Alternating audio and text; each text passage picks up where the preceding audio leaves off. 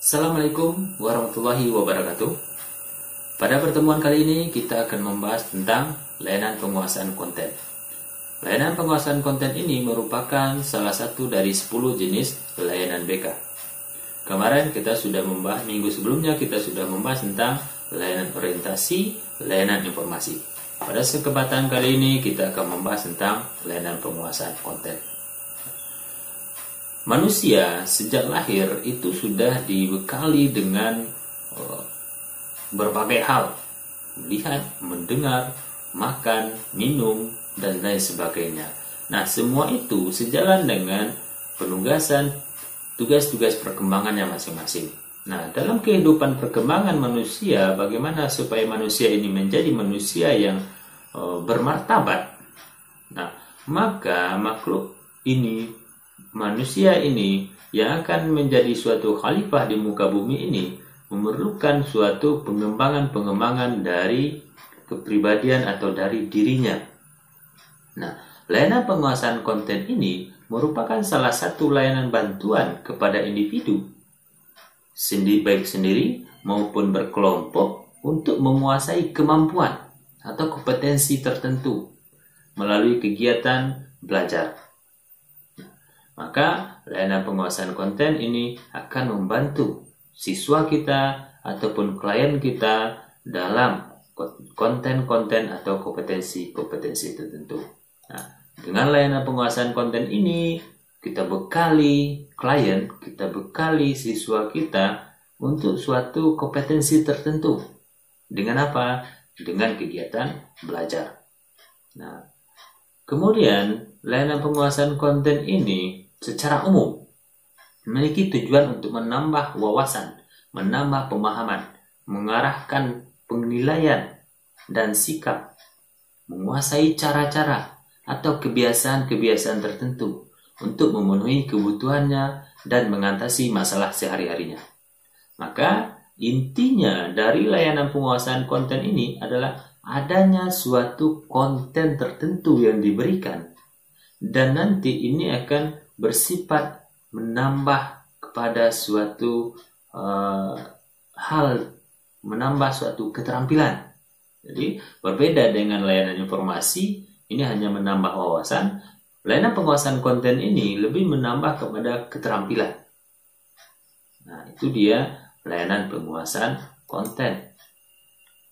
Layanan penguasaan konten ini dari fungsi-fungsi BK, fungsi yang lebih dominan itu adalah fungsi pemahaman, menyangkut konten-konten tadi.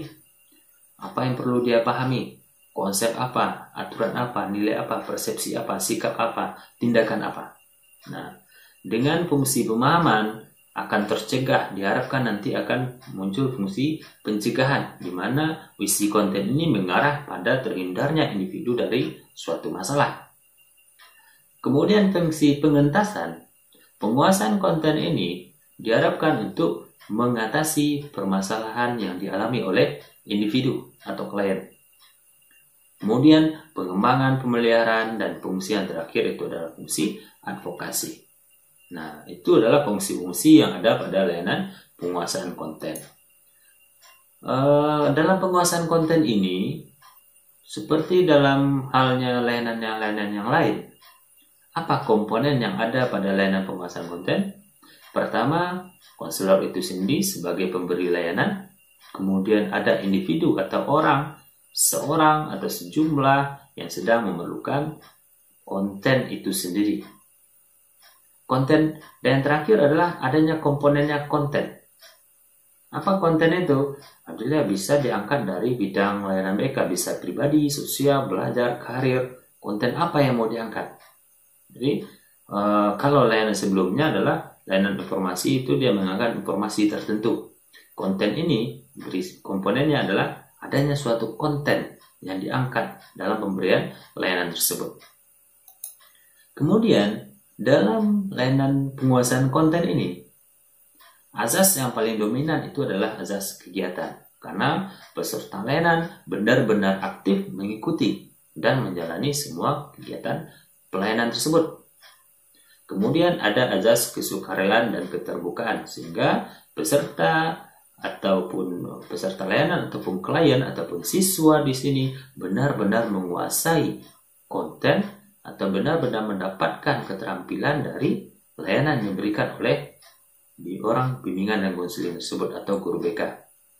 Kemudian yang terakhir ada namanya azas kerahasiaan. Azas kerahasiaan ini terjadi atau dimunculkan apabila diselenggarakan apabila terhadap klien-klien tertentu. Nah, oke. Dalam layanan penguasaan konten ini yang berbeda lagi dengan layanan yang lain, ada namanya pendekatan high touch dengan high tech.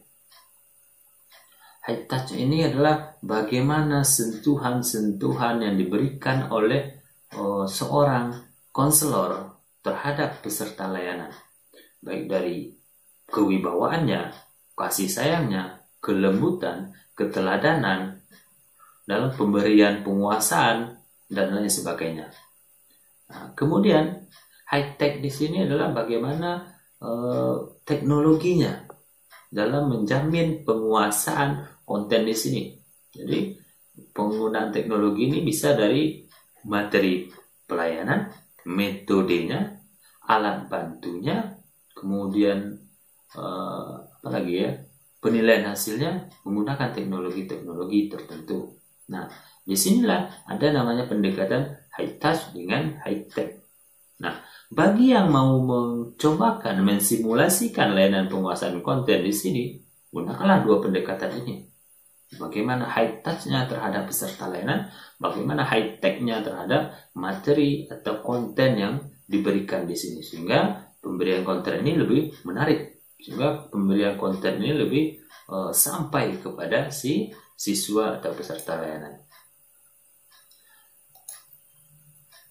Layanan penguasaan konten ini bisa disajikan dalam bentuk klasikal, tapi pada umumnya layanan konten ini bersifat klasikal. Bisa juga individual, bisa juga kelompok, bisa juga lapangan, tapi pada umumnya banyak menggunakan format klasikal. Nah, teknik-teknik dalam penyampaiannya, bagaimana penyajian, tanya jawab, diskusi, kegiatan lanjutan, nah itu perlu dikuasai. Nah, bagaimana dalam metode kita menyajikan layanan ini sehingga layanan ini karena ini bukan sekedar pemberian informasi, ini adalah diharapkan peserta nantinya mendapatkan keterampilan, jadi tentu penyajiannya berbeda dengan layanan informasi. Kita langsung nanti memberikan melatih si siswa ataupun si klien atau peserta layanan sehingga dia dapat konten tersebut. Kalau kontennya bersifat melatih keterampilan.